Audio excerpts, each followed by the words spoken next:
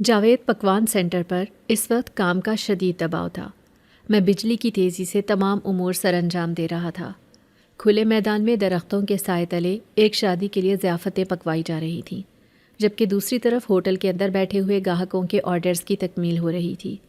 دوپہر ہوتے ہی گاہکوں کا رش اس قدر بڑھ جاتا تھا کہ سر کھجانے کی مہلت تک نہیں ملتی تھی۔ جاوید صاحب کا یہ کاروبار کئی دہائیوں پر محیط تھا۔ انہوں نے اسے ایک چھوٹے سے ڈھابے سے شروع کیا تھا، مگر اب یہ ایک کامیاب ادارے کی شکل اختیار کر چکا تھا۔ میرے والد مرحوم جاوید صاحب کے پرانے ملازم اور دوست تھے، اور ان کے انتقال کے چند سال بعد جاوید صاحب نے مجھے یہاں ملازمت دے کر ہم پر احسان کیا تھا۔ اگرچہ مجھے کھانا پکانا نہیں آتا تھا، مگر ان کی اس سرپرستی نے ہمیں فاقہ کشی سے بچا لیا تھا۔ میں دل ہی دل میں ان کا شکر گزار تھا اور پوری محنت لگن سے کام کرتا تھا۔ جاوید صاحب میری تندہی کو دیکھ کر بہت خوش ہوتے تھے اور ان کی تعریف سن کر میرا حوصلہ بڑھ جاتا تھا۔ میں اس وقت بھی پوری توجہ اور سرعت سے کام کر رہا تھا، کبھی کھانا پکانے والوں کے پاس میدان میں تو کبھی کچن اور ہال کے درمیان بھاگتے ہوئے گاہکوں کے آرڈرز لے رہا تھا۔ اچانک ایک زوردار کہکہے کی آواز سے میری توجہ ہٹی تو میں نے پلٹ کر دیکھا۔ جدید لباس میں ملبوس 4 لڑکیاں ہال کے داخلی دروازے سے اندر داخل ہو رہی تھیں۔ وہ آس پاس سے مکمل بے خبر آپس میں باتیں کرتی اور کھل کر ہنستی ہوئی ایک خالی میز کے گرد بیٹھ گئیں۔ ہوٹل میں فیملی کیبن بھی موجود تھے، مگر ان لڑکیوں نے ہال میں بیٹھنا مناسب سمجھا، جہاں مرد حضرات حیرت اور ناراضگی کی ملی جلی نظروں سے انہیں گھور رہے تھے۔ ان کے قیمتی لباس کی چمک نے سب کو خاموش کر رکھا تھا، ورنہ یہاں کے مہذب گاہک ایسی بے باکی برداشت نہ کرتے۔ ایسا لگتا تھا جیسے انہیں کسی کی پرواہ نہ ہو۔ وہ مردوں کی طرح ایک دوسرے کے ہاتھوں پر ہاتھ مار کر ہنستی اور کہکہے لگاتی۔ ہال میں موجود تمام مرد چوری چھپے انہیں تک رہے تھے۔ اپنی عادت کے مطابق میں تیزی سے ان کی طرف بڑھا تاکہ آرڈر لے سکوں۔ میرے قریب پہنچتے ہی وہ چاروں ایک دم خاموش اور سنجیدہ ہو گئیں۔ بلو جینز اور سفید کرتے میں ملبوس لمبی لڑکی نے مجھے غور سے دیکھا اور تلخ لہجے میں پوچھا، کیا ہم نے تمہیں بلایا ہے؟ میں اس مختصر سوال پر حیرت سے انہیں دیکھنے لگا۔ میں نے اس کے تند لہجے کو نظر انداز کرتے ہوئے پیشہ ورانہ انداز میں کہا، میں آپ کو آرڈر لینے حاضر ہوا ہوں۔ آپ جو کچھ بھی منگوانا چاہتی ہیں براہ مہربانی لکھوا دیجئے۔ اس نے پھر وہی سوال غصے اور اونچی آواز سے دہرایا، میں نے تم سے پوچھا ہے کہ کیا ہم نے تمہیں بلایا ہے؟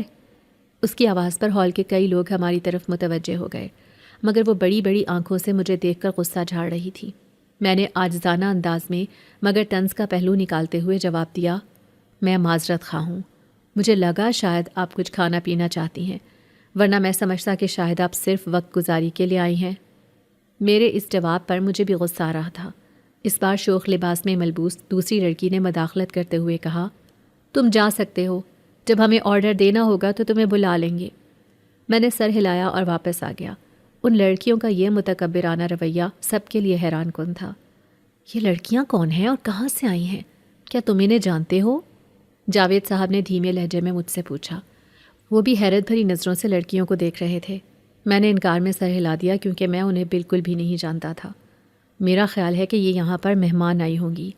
اب تو بہت سے اجنبی لوگ بھی یہاں پر آباد ہو چکے ہیں، جاوید صاحب نے سوچتے ہوئے کہا۔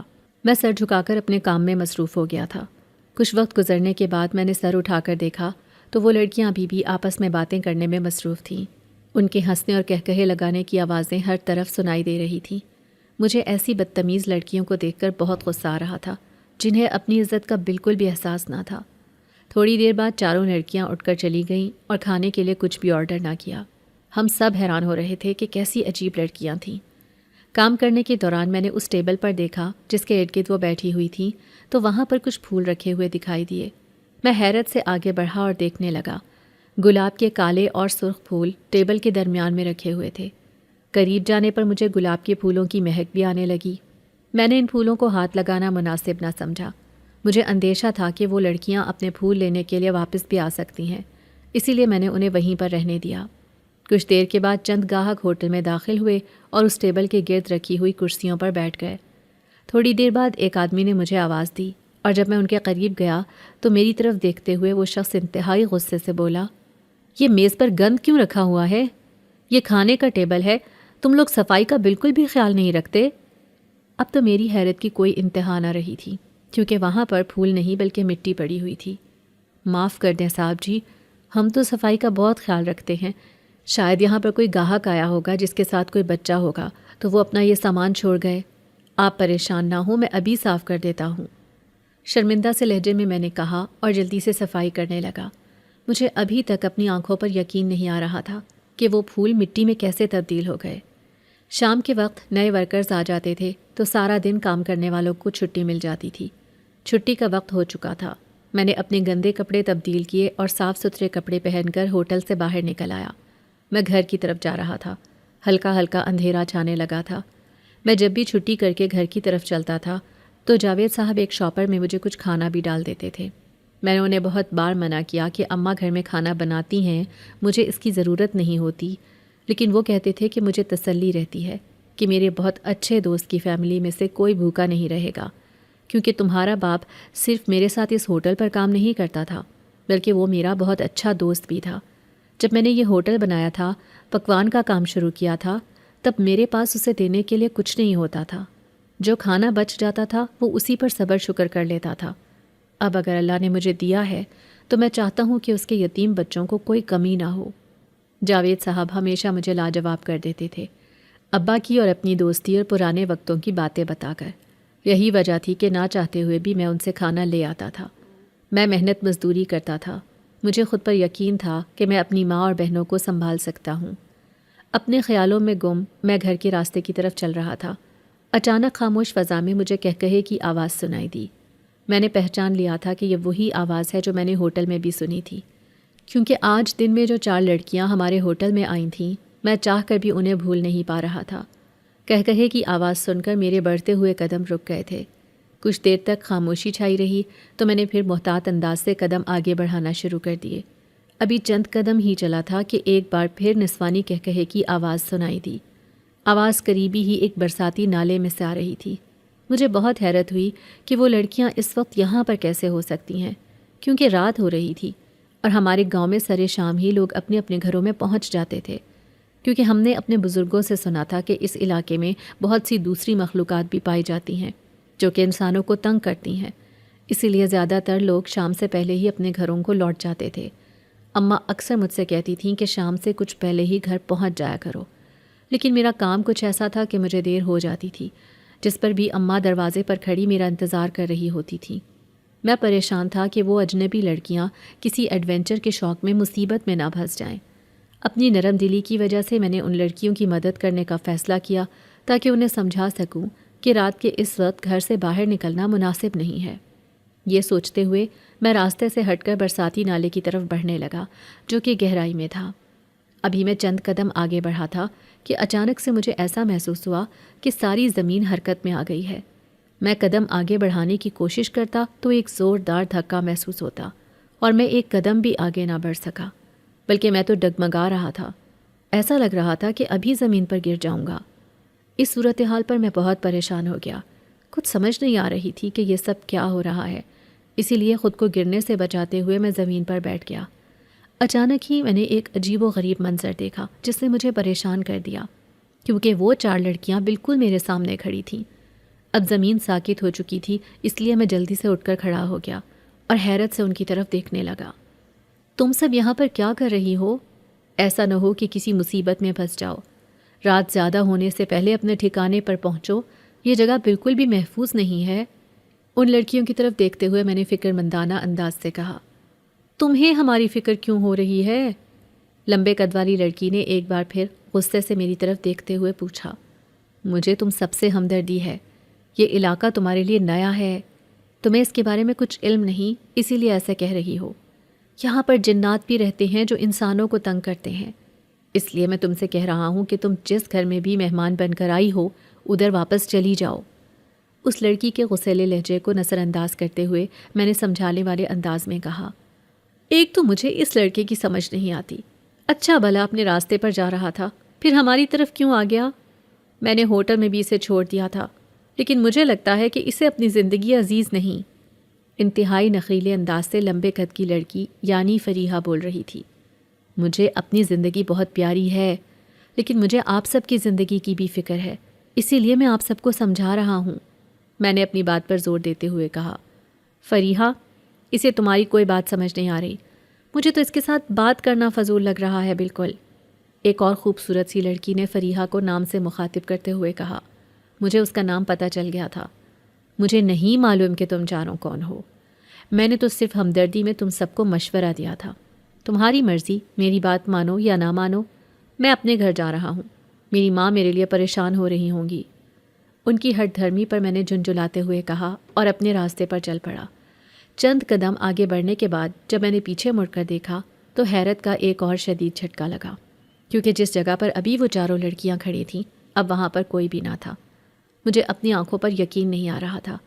چند سیکنڈز میں وہ لڑکیاں کہاں جا سکتی ہیں؟ اندھیرے میں ادھر ادھر دیکھتے ہوئے میں نے سوچا اور تیزی سے اپنے گھر کی طرف چل پڑا۔ مجھے خوف محسوس ہونے لگا تھا۔ میری چھٹی حس مجھے بتا رہی تھی کہ کچھ غلط ہو رہا ہے۔ جب میں گھر پہنچا تو حسب عادت اماں گھر کے دروازے پر ہی کھڑی تھیں۔ مجھے دیکھتے ہی فکر مندی سے پوچھنے لگیں کہ میں نے آج گھر آنے میں دیر کیوں کر دی۔ میں انہیں کسی قسم کی پریشانی میں مبتلا نہیں کرنا چاہتا تھا، اسی لیے زیادہ کام کا بہانہ بنا دیا۔ میں دل ہی دل میں بہت ڈر رہا تھا اور اس عجیب واقعے کے بارے میں کسی کو بتانا بھی نہیں چاہتا تھا۔ مجھے ایسے لگ رہا تھا کہ کوئی بھی میری بات پر یقین نہیں کرے گا۔ رات کو سوتے ہوئے بھی میں ان چاروں عجیب بگڑی ہوئی لڑکیوں کے بارے میں سوچ رہا تھا۔ نہ جانے وہ لڑکیاں کیوں میرے ذہن میں بار بار آ رہی تھیں۔ میں جتنا بھی ان کے بارے میں نہیں سوچنا چاہتا تھا اتنا ہی سوچ رہا تھا۔ شاید ان کے عجیب و غریب حلیے اور شوخ انداز کی وجہ سے وہ میرے ذہن پر چھا گئی تھیں۔ اگلی صبح معمول کے مطابق میں اپنے کام پر آ گیا۔ جاوید صاحب بھی آ چکے تھے۔ وہ ہمیشہ سب سے پہلے اپنے پکوان سینٹر پر پہنچتے تھے کیونکہ انہیں اپنے اس کاروبار سے بہت پیار تھا۔ گاہک اور ہوٹل پر کام کرنے والے تمام ورکرز آج بھی ان اجنبی لڑکیوں کے بارے میں باتیں کر رہے تھے۔ ہر کوئی حیران تھا کہ وہ ماڈرن اور بد تہذیب لڑکیاں نہ جانے کہاں سے آ گئی تھیں۔ میں نے اس موقع پر بھی اپنی زبان بند رکھی اور اپنے کام میں مصروف رہا۔ دوپہر کا وقت تھا جب ایک بار پھر وہی چاروں لڑکیاں ایک گروپ کی شکل میں ہنستی مسکراتی ہوٹل کے ہال میں داخل ہوئیں۔ آج بھی فیملی کیبن میں جانے کے بجائے وہ مردوں کے ساتھ ہی ہال میں ایک ٹیبل کے ارد گرد بیٹھ گئیں۔ آج میں نے ان کے قریب جانا مناسب نہ سمجھا تھا کیونکہ کل اس لڑکی نے مجھے بہت بے عزت کر دیا تھا۔ اس لیے میں نے سوچ لیا تھا کہ جب تک وہ کسی ویٹر کو نہیں پکاریں گی میں تو نہیں جاؤں گا، بلکہ کوشش کروں گا کہ آج کسی اور لڑکے کو وہاں بھیج دوں۔ ان شوخ لڑکیوں کو دیکھتے ہوئے میں نے خود سے تہیہ کیا۔ کام کرنے کے دوران بھی میں ان کی طرف دیکھ لیتا تھا۔ ایسا لگ رہا تھا کہ وہ یہاں پر صرف باتیں کرنے کے لیے آتی ہیں۔ آج بھی ہال میں موجود مرد حضرات ان کو حیرت سے دیکھ رہے تھے، لیکن انہیں کسی کی پرواہ نہ تھی۔ اچانک ہی مجھے ایک لڑکی کی آواز سنائی دی جو اوئے لڑکے کہہ کر مجھے پکار رہی تھی۔ میں جلدی سے اس کی طرف متوجہ ہوا تو اس نے ہاتھ کے اشارے سے مجھے قریب آنے کے لیے کہا۔ نہ جانے کیوں مجھے ان لڑکیوں کے قریب جاتے ہوئے خوف محسوس ہو رہا تھا۔ بہت بدتمیز لڑکیاں تھیں وہ، اور میں سب لوگوں کے سامنے تماشا نہیں بننا چاہتا تھا، لیکن مجبوری تھی، جانا بھی ضروری تھا کیونکہ وہ مجھے ہی بلا رہی تھیں۔ ان کے قریب پہنچ کر میں نے انتہائی مؤدبانہ انداز سے پوچھا کہ آپ کیا آرڈر کرنا چاہتی ہیں؟ آج کے بعد کبھی ہمارے بارے میں جاننے کی کوشش مت کرنا ورنہ بہت نقصان اٹھاؤ گے۔ آرڈر دینے کے بجائے لمبے قد والی لڑکی جس کا نام فریحہ تھا مجھے دیکھتے ہی نصیحت کرنے والے انداز سے کہنے لگی، مجھے آپ کی کوئی بات سمجھ نہیں آ رہی، مجھے آپ کے بارے میں جاننے کی کیا ضرورت ہے؟ حیران نظروں سے اس کی طرف دیکھتے ہوئے میں نے پوچھا۔ ایک تو جب بھی یہ لڑکا تمہارے سامنے آتا ہے تم اس کے ساتھ بحث شروع کر دیتی ہو، آخر تمہارا مسئلہ کیا ہے؟ ایک اور لڑکی جس کی آنکھیں بہت بڑی بڑی تھی فریحہ کی طرف دیکھ کر غصے سے کہنے لگی، آمنہ تم اپنی زبان بند رکھو، میں نے تمہیں بولنے کی اجازت نہیں دی۔ میری طرف سے نگاہیں ہٹا کر فریحہ نے انتہائی غصے سے جواب دیا۔ آمنہ نے اپنا منہ دوسری طرف پھیر لیا تھا، لیکن صاف دکھائی دے رہا تھا کہ فریحہ کی بات سن کر اسے غصہ آیا ہے، لیکن اس نے اپنے غصے کو قابو میں کر لیا ہے۔ اگر آپ نے کچھ آرڈر کرنا ہے تو برائے مہربانی مجھے بتا دیں، اس وقت گاہکوں کا رش بہت زیادہ ہے، میرے پاس وقت نہیں ہے۔ ایک بار پھر مؤدبانہ انداز سے میں نے انہیں آرڈر کے بارے میں کہا۔ ہمیں اس ہوٹل سے کچھ بھی نہیں کھانا، ہم تو یہاں پر صرف وقت گزارنے کے لیے آتی ہیں، یا اگر میں یہ کہوں کہ تمہیں دیکھنے کے لیے آتے ہیں تو تمہیں زیادہ اچھا لگے گا۔ تھوڑی کے نیچے ہاتھ رکھتے ہوئے فلمی انداز سے فریحہ نے کہا۔ کھانا کھاتے ہوئے بہت سے مرد حضرات اس کی بات سن کر ہنس پڑے تھے۔ اس کے اس مزاحیہ انداز اور طنزیہ الفاظ پر مجھے بہت غصہ آ رہا تھا، لیکن میں یہاں پر کوئی تماشا نہیں بننا چاہتا تھا، اسی لیے جواب دینے کے بجائے میں سر جھکا کر کھڑا ہو گیا۔ اب تم یہاں پر ہی کھڑے رہو گے؟ جاؤ جا کر اپنا کام کرو۔ نخوت بھرے انداز سے فریحہ نے مجھے یہاں سے جانے کی اجازت دیتے ہوئے کہا۔ خاموشی سے سر جھکا کر میں وہاں سے ہٹ گیا۔ مجھے اپنی بے عزتی پر بہت رونا آ رہا تھا۔ میں نے ابا کے مرنے کے بعد ایک روز بھی اماں اور اپنی بہنوں کو کسی چیز کی کمی محسوس نہیں ہونے دی تھی۔ دن رات محنت کرتا تاکہ کسی کے سامنے ہاتھ نہ پھیلاؤں اور عزت سے جی سکوں۔ یہ لڑکیاں تو نہ جانے کہاں سے آ گئی تھیں، جنہیں اپنی عزت کا خیال تھا اور نہ ہی کسی اور کی۔ کچن میں سٹول پر بیٹھ کر میں غصے سے کھول رہا تھا، لیکن یہ وقت غصے کا نہیں تھا، مجھے ہوش سے کام لینا تھا۔ جاوید صاحب ان لڑکیوں کی وجہ سے پریشان ہو رہے تھے، کیونکہ یہ لڑکیاں ان کے کاروبار کے لیے نقصان دہ ثابت ہو سکتی تھیں۔ اسی لیے وہ چاہتے تھے کہ ان لڑکیوں کو دوبارہ یہاں آنے سے منع کر دیا جائے۔ آج تو وہ بہت دیر تک بیٹھی رہیں، اٹھ کر جانے کا نام ہی نہیں لے رہی تھیں، اور میں کچن سے باہر نہیں نکل رہا تھا۔ میں ان لڑکیوں کا سامنا نہیں کرنا چاہتا تھا، اسی لیے میں نے خود کو کچن میں ہی مصروف کر لیا تھا۔ اچانک ہی باہر سے شور کی آواز سنائی دینے لگی۔ جب میں کچن سے باہر نکلا تو باہر کا منظر دیکھ کر حیرت سے میری آنکھیں پھٹی کی پھٹی رہ گئیں۔ جاوید صاحب ایک اپنے ہی ہم عمر بوڑھے سے دنگا فساد کر رہے تھے۔ دونوں ایک دوسرے کے گریبان پکڑ کر مغلظات منہ سے نکال رہے تھے۔ میں نے پہلی بار جاوید صاحب کو اس قدر غصے میں دیکھا تھا۔ مجھے تو اپنی آنکھوں پر یقین ہی نہیں آ رہا تھا۔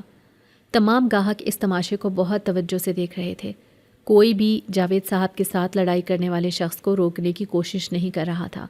چاروں لڑکیاں بھی بہت شوق سے یہ تماشا دیکھ رہی تھیں۔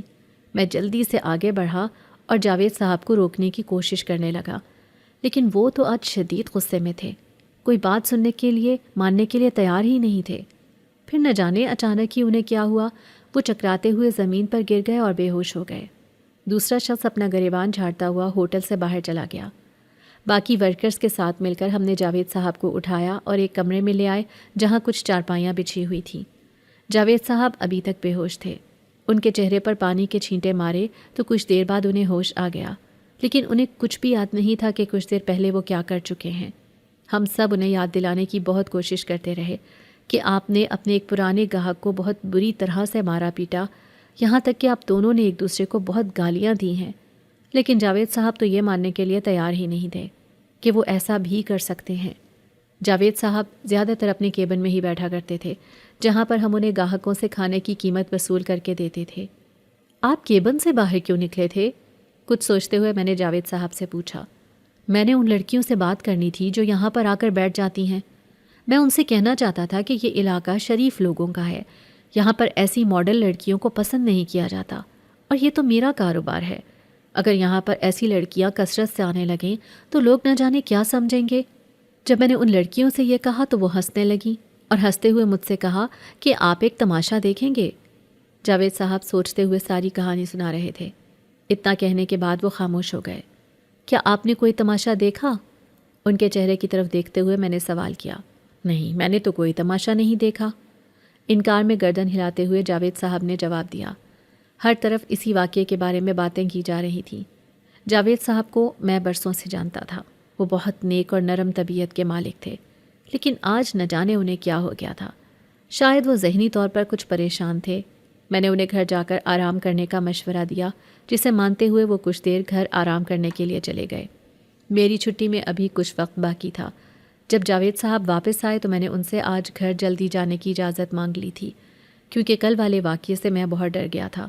وہ لڑکیاں رات کے اندھیرے میں مجھے راستے میں ملی تھیں۔ وہ بہت خود غرض اور اکھڑ مزاج لڑکیاں تھیں، مجھے کوئی نقصان بھی پہنچا سکتی تھیں۔ میں اپنی ماں کا اکلوتا بیٹا تھا اور سارے گھر کی ذمہ داری مجھ پر تھی، اسی لیے میں کوئی رسک نہیں لینا چاہتا تھا۔ جاوید صاحب نے مجھے ایک کام بتایا اور اس کے بعد چھٹی کرنے کی اجازت دے دی۔ میں جلدی سے کام میں مصروف ہو گیا۔ اپنے حصے کا کام ختم کرتے ہوئے بھی مجھے شام ہو گئی تھی۔ میں تیز تیز قدم اٹھاتے ہوئے گھر کے راستے پر آگے بڑھ رہا تھا۔ اندھیرا پھیلنے سے پہلے ہی میں اپنے گھر پہنچ جانا چاہتا تھا۔ میں اپنی اس کوشش میں کامیاب بھی ہو گیا تھا۔ اماں نے آج مجھے جلدی گھر آتے ہوئے دیکھا تو بہت خوش ہوئیں، لیکن میں یہ نہیں جانتا تھا کہ مصیبت ٹلی نہیں بلکہ میرے ساتھ ساتھ اس گھر تک آ گئی ہے۔ سارا دن ہوٹل میں بہت سخت ڈیوٹی دینی پڑتی تھی، بھاگ بھاگ کر میں تھک جاتا تھا، اسی لیے آج رات جلد ہی میں نے سونے کا ارادہ کر لیا۔ بستر پر لیٹتے ہی سو گیا۔ تھکاوٹ کی وجہ سے مجھے جلد ہی نیند آ جاتی تھی۔ رات کا نہ جانے کون سا پہر تھا جب مجھے بہت بے چینی محسوس ہونے لگی اور میری آنکھ کھل گئی۔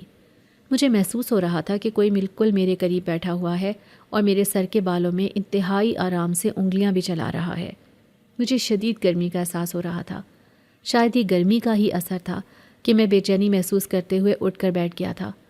مجھے ابھی تک اپنے سر پر کسی کی انگلیوں کا لمس محسوس ہو رہا تھا، لیکن کوئی بھی دکھائی نہیں دے رہا تھا۔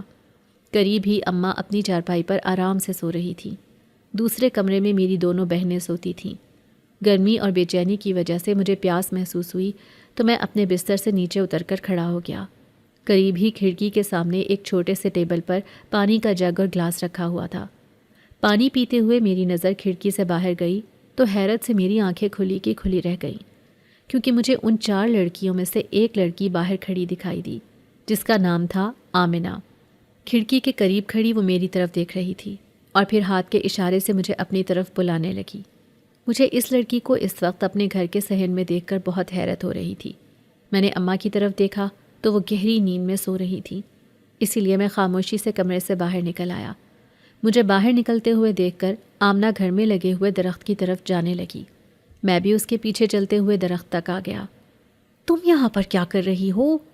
اگر تمہیں کسی نے ہمارے گھر کے صحن میں دیکھ لیا تو بہت برا ہو جائے گا، لوگ نہ جانے کیا کیا باتیں بنائیں گے۔ اس کے کچھ کہنے سے پہلے ہی میں نے خوفزدہ لہجے میں کہا، ایک تو تم لوگوں سے بہت ڈرتے ہو، میری فکر نہیں لوگوں کی فکر ہے تمہیں۔ آمنہ نے انتہائی بے تکلفانہ انداز سے کہا تو میں حیرت اور پریشانی سے اس کے چہرے کی طرف دیکھنے لگا۔ وہ تو مجھ سے ایسے مخاطب تھی جیسے برسوں سے مجھے جانتی ہو، جبکہ میں اس کے نام کے علاوہ کچھ بھی نہیں جانتا تھا۔ تم کون ہو اور میرے گھر میں کیوں آئی ہو؟ میں نے اجنبی لہجے سے پوچھا۔ تمہاری وجہ سے میں اپنی دوستوں سے ناراض ہو گئی ہوں۔ وہ تمہیں برا بھلا کہتی تھیں تو مجھے اچھا نہیں لگتا تھا، اسی لیے میں نے انہیں منع کیا، یہاں تک کہ تمہاری خاطر ان سے لڑائی جھگڑا کر لیا۔ وہ مجھے چھوڑ کر چلی گئی ہیں۔ اب تم ہی بتاؤ کہ میں کہاں جاتی؟ میرے پاس تو اور کوئی ٹھکانہ نہیں تھا، بلکہ میں تو یہاں کسی اور کو جانتی بھی نہیں۔ محبت بھری نظروں سے میری طرف دیکھتے ہوئے آمنہ نے دکھی لہجے سے کہا، تمہیں میری خاطر جھگڑا کرنے کی کیا ضرورت تھی؟ میں بہت غریب اور ایک عام سا انسان ہوں، میں تمہاری کیا مدد کر سکتا ہوں؟ اس کی محبت بھری نظروں کی طرف توجہ نہ دیتے ہوئے میں نے بے بس سے لہجے میں کہا، مجھے تمہاری مدد کی ضرورت ہے، یہ علاقہ بالکل میرے لیے اجنبی ہے، مجھے اسی گھر میں رکھ لو، چند دن کے بعد میں اپنے گھر واپس چلی جاؤں گی، تم اپنی ماں کو بتا دینا کہ میں تمہاری دوست ہوں۔ روانی سے بولتے ہوئے آمنہ نے مشورہ دیا۔ اس کی بات سن کر تو میں بجلی کے جھٹکے کی طرح چند قدم پیچھے ہٹا تھا۔ یہ تم کیا کہہ رہی ہو؟ ہمارے علاقے میں مرد اور عورت کی دوستی کا کوئی رواج نہیں، یہاں پر ایسی دوستی کرنے والوں کے سر قلم کر دیے جاتے ہیں۔ اگر اماں کو اس بات کی بھنک بھی پڑ گئی کہ میں تمہیں جانتا ہوں تو تمہیں نہیں پتا کہ میری ماں کتنی سخت ہے، میری کیا حالت کریں گی۔ اماں کے خوف سے لرزتے ہوئے میں نے اس کے مشورے کو ماننے سے انکار کر دیا۔ تم مرد ہو کر اتنے ڈرپوک اور بزدل ہو، جبکہ میں عورت ہو کر بھی تم سے بہادر ہوں۔ میری طرف دیکھتے ہوئے آمنہ نے کہا، تم ابھی اپنے کمرے میں چلے جاؤ، کچھ دیر بعد میں دروازے پر دستک دوں گی اور تمہاری ماں سے کہوں گی کہ وہ میری مدد کرے اور مجھے رات یہاں پر رہنے دے۔ ناراض سے لہجے میں آمنہ نے نیا مشورہ دیا، یہ تم ٹھیک کہہ رہی ہو، میں اپنے کمرے میں جا رہا ہوں۔ مطمئن انداز سے کہتے ہوئے میں جلدی سے اپنے کمرے میں واپس آ گیا۔ میں بستر پر لیٹا ہی تھا کہ دروازے پر زور زور سے دستک کی آواز سنائی دینے لگی۔ اماں کی آنکھ کھل گئی تھی۔ دوسرے کمرے میں میری بہنیں سوئی تھیں، وہ بھی اٹھ کر بیٹھ گئی تھیں، کیونکہ اس کمرے سے بھی باتوں کی آواز آنے لگی تھی۔ اللہ خیر کرے، آدھی رات کو کون آ گیا؟ اماں نے فکر مندانہ انداز سے کہا۔ دستک کی آواز سن کر میں بھی بستر پر بیٹھ گیا تھا۔ ایک بار پھر کسی نے زور زور سے دروازہ کھٹکھٹایا تو اماں میری طرف پریشانی سے دیکھنے لگیں۔ میں ابھی جا کر دیکھتا ہوں کہ اس وقت باہر کون ہے، اللہ خیر کرے، سب خیریت ہو۔ اماں سے نظریں چراتے ہوئے میں نے انجان انداز سے کہا اور کمرے سے باہر نکل آیا۔ اماں کہاں آرام سے بیٹھنے والی تھیں، وہ بھی سردی کی پرواہ کیے بغیر کمرے سے باہر آ گئیں۔ دونوں بہنیں بھی کمرے کے دروازے پر کھڑی تھیں، وہ بھی حیران تھیں کہ آدھی رات کو دروازے پر کون آ گیا ہے۔ جب میں نے دروازہ کھولا تو سامنے ہی آمنہ کھڑی تھی۔ دروازہ کھولتے ہی تیزی سے اندر آ گئی۔ اماں اور دونوں بہنیں رات کے اس وقت ایک لڑکی کو دیکھ کر حیرت زدہ رہ گئیں۔ اماں تو تیزی سے چلتی ہوئی اس کے قریب آ گئیں۔ آمنہ سر جھکائے کھڑی تھی۔ ارے بیٹی، تم کون ہو اور اس آدھی رات کے وقت اپنے گھر سے باہر کیا کر رہی ہو؟ کیا تمہارا کوئی والی وارث نہیں ہے؟ آمنہ کے سامنے کھڑے ہو کر اماں نے انتہائی تیز آواز سے پوچھا، میری مدد کریں، میں اس وقت بہت مصیبت میں ہوں، صبح ہوتے ہی یہاں سے چلی جاؤں گی۔ اماں کی بات کا جواب دینے کے بجائے آمنہ نے انتہائی منت بھرے لہجے سے کہا، ارے بیٹی، میں تمہاری مدد کیوں نہ کروں گی، تم بھی بالکل میری بیٹیوں جیسی ہو، لیکن یہ تو بتا دو تم ہو کون؟ آمنہ کا خوفزدہ چہرہ دیکھتے ہوئے اماں نے نرم لہجے سے کہا، میں اس وقت ایک بہت بڑی مصیبت میں مبتلا ہوں، مجھے رات گزارنے کے لیے کسی چھت کی ضرورت ہے۔ بہت سوچ کر میں نے آپ کے گھر کا دروازہ کھٹکھٹایا تھا، مجھے امید نہیں تھی کہ کوئی میری مدد کرے گا، لیکن شاید اللہ تعالیٰ کو میری حالت پر رحم آ گیا ہے۔ اماں کی بات کو نظر انداز کرتے ہوئے ایک بار پھر وہ اپنی ہی سنائی جا رہی تھی، باہر تو بہت سردی ہے، تم اندر آ جاؤ۔ آمنہ کا ہاتھ پکڑ کر اماں اسے کمرے کی طرف لے کر چلنے لگیں۔ میں نے دل ہی دل میں شکر ادا کیا تھا کہ میرے سر پر کوئی الزام نہیں آ رہا تھا، لیکن میں یہ نہیں جانتا تھا کہ میرے ساتھ کیا ہونے والا ہے۔ اگر مجھے اس بات کا علم ہوتا تو میں کبھی بھی آمنہ کو اپنے گھر میں رہنے کی اجازت نہ دیتا۔ اماں اسے اپنے کمرے میں لے آئیں اور اپنے بستر پر لٹا لیا۔ میری دونوں بہنیں بھی اس کے قریب آ کر بیٹھ گئی تھیں۔ اماں اور دونوں بہنوں کو مطمئن کرنے کے لیے اس نے جھوٹی کہانی سنا دی تھی کہ وہ شہر میں پڑھتی ہے اور یہاں سے دور کسی گاؤں کا نام بھی لے دیا جہاں کی وہ رہنے والی ہے۔ آج راستے میں گاڑی خراب ہونے کی وجہ سے اسے دیر ہو گئی تو کچھ غنڈے اس کے پیچھے لگ گئے تھے، جن سے جان بچاتے ہوئے وہ ہمارے گھر تک پہنچی۔ اماں تو بار بار شکر ادا کر رہی تھیں کہ اس کی جان غنڈوں سے بچ گئی۔ اماں نے اپنے ہاتھوں سے آمنہ کے لیے ناشتہ بنایا جو اس نے بہت مزے سے کھایا۔ میں تو اپنے کام پر آ گیا تھا۔ شعوری طور پر مجھے ان لڑکیوں کا انتظار تھا جو آمنہ کی سہیلیاں تھیں، لیکن آج شام تک وہ لڑکیاں نہیں آئی تھیں۔ شام کو چھٹی کے بعد میں اپنے گھر واپس آ گیا اور یہ دیکھ کر حیرت زدہ رہ گیا کہ آمنہ ابھی تک ہمارے گھر میں ہی موجود تھی۔ نہ جانے اس نے اماں کے ساتھ کیا بہانہ بنایا تھا۔ سب سے نظریں بچا کر وہ مسکراتی ہوئی نگاہوں سے مجھے دیکھتی تھی۔ اس کی آنکھوں میں میرے لیے پسندیدگی تھی۔ میں بھی اس کی طرف متوجہ ہونے لگا تھا۔ اب سب خواتین ایک کمرے میں سوتی تھیں اور میں تنہا اپنے کمرے میں سوتا تھا۔ میں سونے کی کوشش کر رہا تھا جب اچانک ہی مجھے اپنے قریب سے کسی کے سانس لینے کی آواز سنائی دی۔ میں گھبرا گیا اور ادھر ادھر دیکھنے لگا۔ یہ دیکھ کر میں حیرت زدہ رہ گیا کہ آمنہ میرے قریب کھڑی تھی۔ تم میرے کمرے میں کیسے آ گئیں؟ دروازہ تو بند تھا۔ حیران ہوتے ہوئے میں نے اس سے پوچھا۔ اگر دروازہ بند تھا تو پھر تمہارا کیا خیال ہے میں مکھی بن کر تمہارے کمرے کے دروازے سے آئی ہوں؟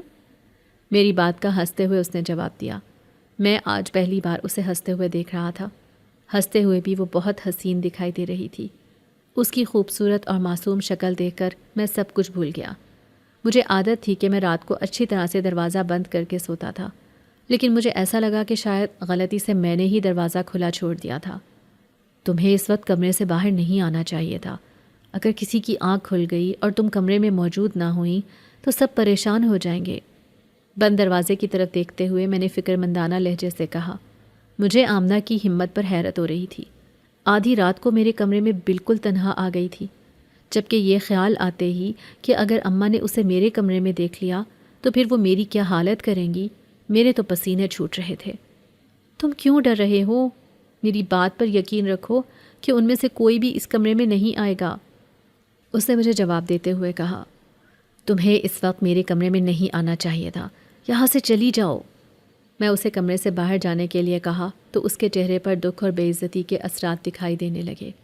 مجھے خود بھی بہت دکھ ہو رہا تھا کہ میں نے اسے باہر جانے کے لیے کہہ دیا تھا، لیکن یہ سب کچھ میں اسی کی بہتری کے لیے کر رہا تھا، کیونکہ وہ شہر میں رہنے والی ماڈرن لڑکی تھی۔ اسے اس بات کا علم نہیں تھا کہ گاؤں میں آدھی رات کے وقت کسی جوان لڑکی کا کسی لڑکے کے کمرے میں جانا بہت معیوب سمجھا جاتا اور اسے احتیاط کرنی چاہیے تھی۔ میں نے تمہاری خاطر سب کو چھوڑ دیا، جبکہ تم مجھے کتنے آرام سے اپنے کمرے سے باہر جانے کے لیے کہہ رہے ہو۔ سر جھکا کر آمنہ نے انتہائی دھکی اور افسوس بھرے لہجے سے کہا۔ مجھے بھی بہت افسوس ہو رہا تھا۔ تمہارا کیا خیال ہے کہ مجھے اس بات کا احساس نہیں ہے؟ اگر مجھے احساس نہ ہوتا تو ایک لمحے کے لیے بھی تمہیں اس گھر میں رکنے نہ دیتا۔ آمنہ کی بات سن کر میں نے انتہائی نرم لہجے سے کہا، مجھے اپنے گھر جانا چاہیے تھا، لیکن میں اپنے گھر نہیں گئی۔ میں نے تمہارے گھر کو اپنا گھر سمجھا اور میرا یہاں سے جانے کا جی نہیں چاہ رہا تھا، لیکن تمہارا رویہ مجھے کچھ سوچنے پر مجبور کر رہا ہے۔ شاید تمہیں مجھ میں کوئی دلچسپی ہی نہیں۔ آمنہ نے شکوہ کرتے ہوئے کہا۔ ایسی بات نہیں ہے، میں بھی تم سے بہت پیار کرتا ہوں اور ہمیشہ تمہارے ساتھ رہنا چاہتا ہوں۔ اس کے شکوے کا جواب میں نے انتہائی محبت سے دیا۔ میرا جواب سن کر وہ بہت خوش ہوئی تھی۔ اگر میں یہ کہوں کہ تمہیں اس وقت میرے ساتھ کہیں چلنا ہے تو کیا تم انکار کر دو گے؟ اس نے امید بھری نگاہوں سے میری طرف دیکھتے ہوئے سوال کیا۔ اگر مجھے تمہارے ساتھ اس دنیا کو چھوڑ کر جانا پڑے یا دنیا کے ایک کونے سے دوسرے کونے تک جانا پڑے تب بھی میں انکار نہیں کروں گا۔ تم نے یہ کیسے سوچ لیا کہ میں انکار کر دوں گا؟ آمنہ کے سنجیدہ چہرے کی طرف دیکھتے ہوئے میں نے پرعزم لہجے سے کہا، مجھے رات کے وقت سیر کرنے کا بہت شوق ہے، لیکن میں جانتی ہوں کہ تم اس وقت اپنے کمرے سے باہر نہیں نکلو گے اور نہ ہی مجھے اس گاؤں کی سیر کرواؤ گے۔ مایوسانہ لہجے میں آمنہ نے کہا اور سر جھکا لیا۔ اس کی عجیب و غریب خواہش کے بارے میں جان کر مجھے حیرت تو ہوئی تھی، لیکن میں اسے مایوس نہیں کرنا چاہتا تھا، اس لیے میں نے اس سے پوچھا کہ وہ کہاں جانا چاہتی ہے۔ اس پر اس نے معصوم انداز سے جواب دیا کہ وہ میرے گاؤں کی سیر کرنا چاہتی ہے۔ اس کی اس معصوم خواہش کو میں رد نہیں کر سکتا تھا، اس لیے بہت خاموشی سے ہم دونوں گھر سے باہر نکل آئے۔ ہر طرف اندھیرا ہی اندھیرا تھا اور میں سردی سے کپکپا رہا تھا، جبکہ مجھے حیرت ہو رہی تھی کہ شدید سردی میں بھی اسے سردی کی شدت محسوس ہی نہیں ہو رہی تھی۔ گاؤں کی گلیوں میں ادھر ادھر گھومتے ہوئے ہم گاؤں سے باہر نکل آئے۔ اب میں بہت تھک گیا ہوں اور گھر واپس جانا چاہتا ہوں تاکہ کچھ آرام کر سکوں۔ صبح مجھے اپنے کام پر بھی جانا ہوگا۔ ایک جگہ پہ رک کر سانس لیتے ہوئے میں نے آمنہ سے کہا، اتنی جلدی تم تھک گئے ہو؟ ابھی تو میں اور بھی سیر کرنا چاہتی ہوں۔ میری طرف دیکھتے ہوئے اس نے کہا اور آگے بڑھ گئی۔ نہ چاہتے ہوئے بھی مجھے اس کے پیچھے جانا پڑا۔ میں یہ دیکھ کر حیران رہ گیا کہ وہ جنگل کی طرف جا رہی تھی۔ تم کس طرف جا رہی ہو؟ اس طرف جانا خطرے سے خالی نہیں۔ جنگل کے راستے کی طرف جاتے ہوئے اسے دیکھ کر میں نے اونچی آواز سے کہا، جنگل میں کوئی ہمارا انتظار کر رہا ہے، ہمیں وہاں جانا پڑے گا۔ مطمئن لہجے سے اس نے جواب دیا۔ کیا مطلب؟ جنگل میں ہمارا انتظار کون کرے گا؟ کیا جنگلی درندے ہمارا انتظار کر رہے ہیں؟ میں نے انتہائی حیرت زدہ لہجے سے پوچھا۔ بس تم کچھ ایسا ہی سمجھ لو، اب تم نے رکنا نہیں ہے۔ جلدی چلو، ایسا نہ ہو کہ رات کے 12 بج جائیں اور پھر کوئی فائدہ ہی نہ ہو۔ میرا ہاتھ پکڑ کر مجھے زبردستی چلانے کی کوشش کرتے ہوئے آمنہ نے کچھ سوچتے ہوئے کہا، کیا مطلب؟ رات کو 12 بجے تمہارا کون سا نقصان ہونا ہے؟ میں نے حیران ہوتے ہوئے پوچھا۔ تمہیں پتہ چل جائے گا، ابھی فی الحال میرے ساتھ چلو، تیزی سے اس نے کہا اور پھر میرا ہاتھ تھام کر جنگل کی طرف بڑھنے لگی۔ مجھے رات کے اندھیرے میں ڈر محسوس ہو رہا تھا، لیکن وہ عجیب لڑکی تھی۔ ایک بار بھی اس کے چہرے پر میں نے خوف کے تاثرات نہیں دیکھے تھے۔ جنگل میں داخل ہوئے تو عجیب سی بو محسوس ہو رہی تھی، گندی سی بو جس کی وجہ سے سانس لینا محال ہو رہا تھا۔ میں نے جلدی سے اپنی ناک پر ہاتھ رکھ دیا اور لمبے لمبے سانس لینے لگا۔ کیا ہوا؟ تم رک کیوں گئے؟ چند قدم آگے بڑھ کر پیچھے مڑ کر دیکھتے ہوئے آمنہ نے مجھ سے پوچھا۔ یہاں پر بہت گندی اسمیل آ رہی ہے، ایسا لگتا ہے کوئی جانور مرا ہوا ہے اور اس کی لاش سے تعفن اٹھ رہی ہے۔ آمنہ کی طرف دیکھتے ہوئے میں نے کہا، تھوڑی دیر میں یہ سب ختم ہو جائے گا، پھر کوئی گندی اسمیل نہیں رہے گی، اس نے جواب دیا۔ جنگل میں جس جگہ پر ہم موجود تھے اس سے کافی فاصلے پر آگ کا الاؤ روشن ہوا دکھائی دے رہا تھا۔ شاید کوئی شکاری تھے جو شکار نہ ملنے کی وجہ سے پڑاؤ ڈال کر بیٹھ گئے اور سردی سے بچنے کے لیے آگ جلا لی۔ میں نے دل ہی دل میں سوچا۔ اچانک ہی آمنہ نے میرے دونوں ہاتھ تھام لیے اور تیزی سے قدم اٹھا کر چلنے لگی۔ مجھے ایسے لگ رہا تھا کہ چلنے کے بجائے ہم دونوں اڑتے ہوئے جا رہے ہیں۔ آگ کے الاؤ کے قریب پہنچ کر جو منظر میں نے دیکھا وہ ہوش اڑانے کے لیے کافی تھا۔ آمنہ کی تینوں دوستیں آگ کے الاؤ کے ارد گرد گھیرا ڈال کر بیٹھی ہوئی تھیں۔ ان کے قریب ایک بڑا سا بت رکھا ہوا تھا جسے انہوں نے کپڑے سے ڈھانپنے کی کوشش کی تھی، لیکن وہ مکمل طور پر ڈھانپا ہوا نہیں تھا، اسی لیے آگ کی روشنی میں نے اسے دیکھ لیا تھا۔ تمہاری دوستیں یہاں پہ کیا کر رہی ہیں اور تم مجھے یہاں پر کیوں لائی ہو؟ آمنہ کی طرف دیکھتے ہوئے میں نے انتہائی غصے سے پوچھا۔ غصہ مت کرو، یہ تمہاری صحت کے لیے اچھا نہیں ہے۔ میری بات کا جواب دینے کے بجائے آمنہ نے انتہائی معصومانہ انداز سے کہا، سچ سچ مجھے بتا دو کہ تم چاروں کون ہو، ورنہ میں پولیس کو تمہارے بارے میں بتا دوں گا، وہ خود ہی تمہیں تلاش کر لے گی اور پھر یہ بھی اگلوا لے گی کہ تم چاروں اس گاؤں میں کہاں سے آئی ہو۔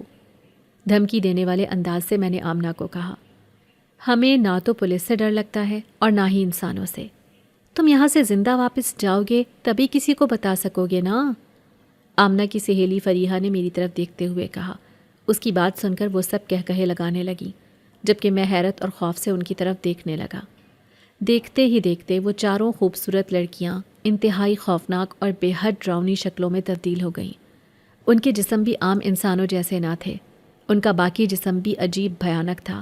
ہاتھ اور پاؤں بہت لمبے لمبے اور عجیب تھے، یہاں تک کہ جسم کا وہ حصہ جس پر کپڑے نہ تھے بالوں سے ڈھکا ہوا تھا۔ ایسے گندے اور بدبودار بال تھے کہ ان کی بو سے بچنے کے لیے میں نے اپنے ناک پر ہاتھ رکھ لیا۔ ان کی خوفناک اور ڈراؤنی شکلیں دیکھ کر میرے اوسان خطا ہو گئے تھے۔ قریب تھا کہ میں خوف کے مارے بے ہوش ہو جاتا۔ فریحہ میرے قریب آ کر کھڑی ہو گئی، اپنی بھدی اور ڈراؤنی آواز میں کہنے لگی، تمہیں یہ جان کر کیسا لگے گا کہ تم اس وقت انسانوں کے درمیان میں نہیں بلکہ جنات کے درمیان میں ہو؟ یہاں سے کچھ فاصلے پر جنات کا ایک بہت بڑا قبیلہ آباد ہے، اور تم اس وقت جن زادیوں کے گھیرے میں آ چکے ہو۔ کیا تم جانتے ہو کہ آج رات تم 21 سال کے ہو جاؤ گے؟ اس لیے 12 بجتے ہی، جیسے ہی تمہاری عمر 21 سال ہوگی، ہم نے تمہیں اس شیطان کے قدموں میں ڈال کر ذبح کر دینا ہے۔ اس قربانی کے بعد یہ ہمیں شیطانی طاقتوں سے نواز دے گا۔ اس شیطان کی بدولت ہم نہ صرف انسانوں پر بلکہ جنات پر بھی قابو پا لیں گے۔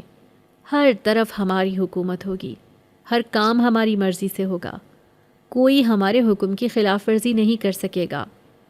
میری آنکھوں میں آنکھیں ڈال کر دیکھتے ہوئے فریحہ نہ جانے کیا کیا کہہ رہی تھی۔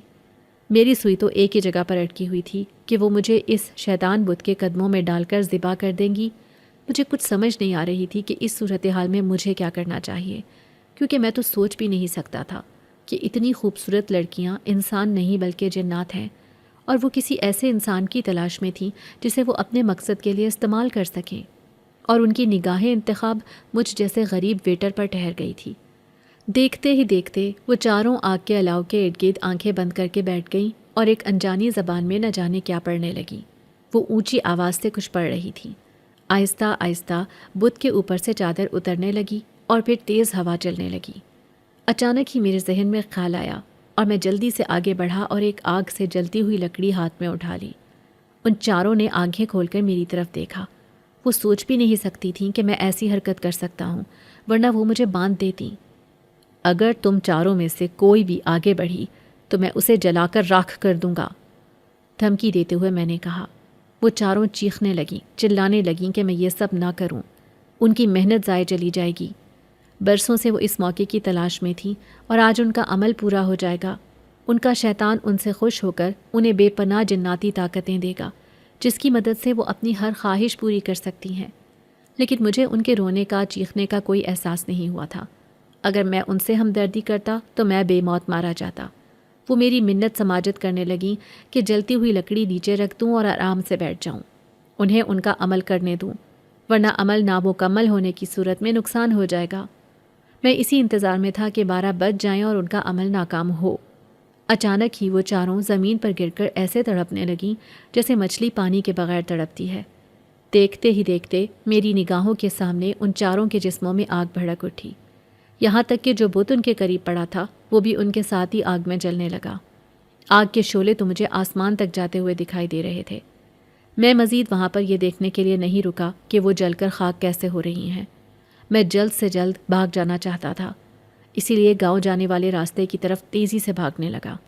میں نے اب بھی ہاتھ میں جلتی ہوئی لکڑی پکڑی ہوئی تھی کیونکہ میں بہت ڈر رہا تھا۔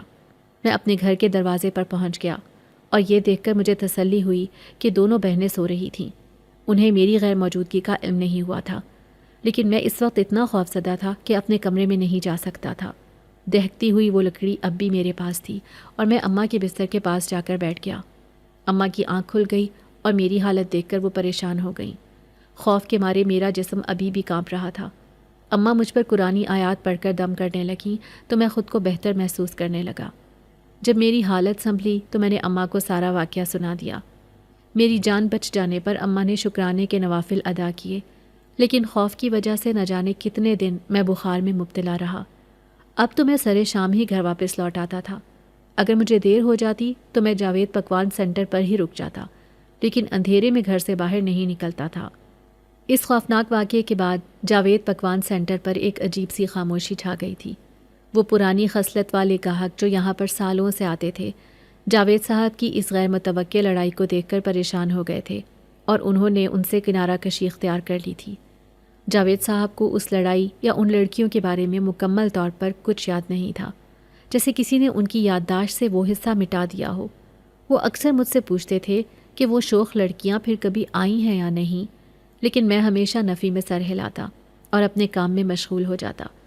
میں نے کبھی بھی ان سے اس ساری حقیقت کا ذکر نہیں کیا، کیونکہ میں جانتا تھا کہ وہ میری بات پر یقین نہیں کریں گے، اور شاید میں خود بھی ان کی نظر میں وہم کا شکار ہو جاتا۔ میری زندگی مکمل طور پر بدل چکی تھی۔ اب مجھے اپنی غریبی کا احساس کم اور اس بات کا ڈر زیادہ تھا کہ دنیا صرف اتنی ہی نہیں ہے جتنی ہمیں دکھائی دیتی ہے۔ مجھے ہر گزرتے ہوئے شخص کے چہرے پر کسی جن کا خوفناک روپ نظر آتا تھا۔ رات کے وقت میں کام کرتے ہوئے بھی بار بار ہوٹل کے دروازے پر دیکھتا کہ کہیں وہ خوفناک صورتیں دوبارہ واپس نہ آ جائیں۔ یہ خوف ہی تھا جس نے مجھے زیادہ ہوشیار اور محتاط بنا دیا تھا۔ اب میں نے کام میں صرف محنت نہیں بلکہ ہوش مندی اور احتیاط بھی شامل کر دی تھی۔ دن کے اجالے میں مجھے ہر ایک چیز کی قدر ہو گئی تھی، وہ چھت، وہ کھانا اور وہ لوگوں کا ساتھ جس کے لیے میں پہلے ہر وقت شکر گزار رہتا تھا۔ ایک روز شاید میرے بخار سے صحت یاب ہونے کے کئی ہفتوں بعد جاوید صاحب نے مجھے اپنے کیبن میں بلایا۔ وہ بوڑھے اور تھکے ہوئے لگ رہے تھے۔ انہوں نے مجھے دیکھ کر افسردہ لہجے میں کہا کہ ان کی طبیعت دن بدن خراب ہوتی جا رہی ہے اور وہ اس کاروبار کو اب مزید نہیں چلا سکتے۔ انہوں نے میرے باپ کی پرانی دوستی کا واسطہ دیا اور کہا کہ وہ چاہتے ہیں کہ میں ہی اس پکوان سینٹر کو سنبھال لوں۔ میں نے حیرت سے ان کی طرف دیکھا۔ جاوید صاحب نے مسکراتے ہوئے میرے ہاتھ میں ایک بھاری لکڑی کا ڈبہ تھمایا۔ یہ تمہارے باپ کی امانت تھی، وہ چاہتے تھے کہ تم 21 سال کے ہونے کے بعد اپنا کاروبار شروع کر دو۔ اس دن میں جو لڑا تھا وہ شاید کسی غیر مرئی طاقت کا اثر نہیں، بلکہ مجھے اس خوفناک حادثے سے بچانے کی ایک کوشش تھی۔ میرے والد کی امانت میں وہ رقم تھی جو انہوں نے برسوں جاوید صاحب کے پاس جمع کروائی تھی تاکہ میں کسی کے سامنے ہاتھ نہ پھیلاؤں۔